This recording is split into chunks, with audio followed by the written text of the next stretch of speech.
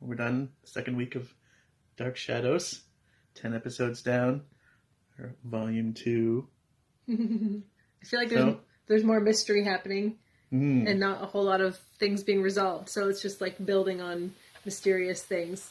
Like Victoria calling back at the foundling home to see who Roger knew so that they could recommend her. But apparently it seems that it was probably nobody. Although clearly not, because he doesn't... Right, he doesn't know. He is asking Elizabeth about it, so he doesn't know what's going on. Right, yeah. And then David's kind of a weird child. Don't know what's going on with him, except for his father doesn't seem to like him very much and wants to send him away. Mm-hmm. But Elizabeth has a soft spot for him. Mm-hmm. And did he break the teacup, or did he not break the teacup? Right. He said they did it. They did it. It was they. And then he dug something up at the end. Something, he was all muddy, and he said it was a seashell and ran off. It's black and white. It could have been chocolate. We don't know. Maybe that's true. Maybe ripped open a chocolate cake and stole something out of it. And then Burke is setting up Carolyn kind of to give him an excuse, or I don't know what. I don't know what I'm trying to say. Make her think that he's not staying there. Yeah, and that he's not a threat. So if she believes, which she'll know in a few days when he's still there. But I guess if he just wants to get done what he's whatever he's doing, he finally showed up at the house. Carolyn brought him. At the end.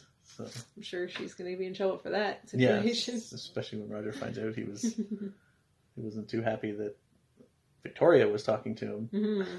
Oh, and Joe turned down Burke's offer to give information for money for a boat or whatever, but then he got the promotion by himself. He was all proud, and Carolyn was all excited to like marry him again all of a sudden. But then it turns out that the aunt helped him, or the mom, Elizabeth helped him get the promotion.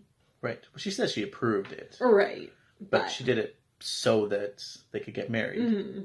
I guess. But whatever she says, who knows if you can believe it or not. Right. And what about Bill Malloy? He's roaming around, I don't really worried know. about warning everyone about Burke being back and that he's trouble, and he wants to send Carolyn away, but she wouldn't go away. He talked to Sam.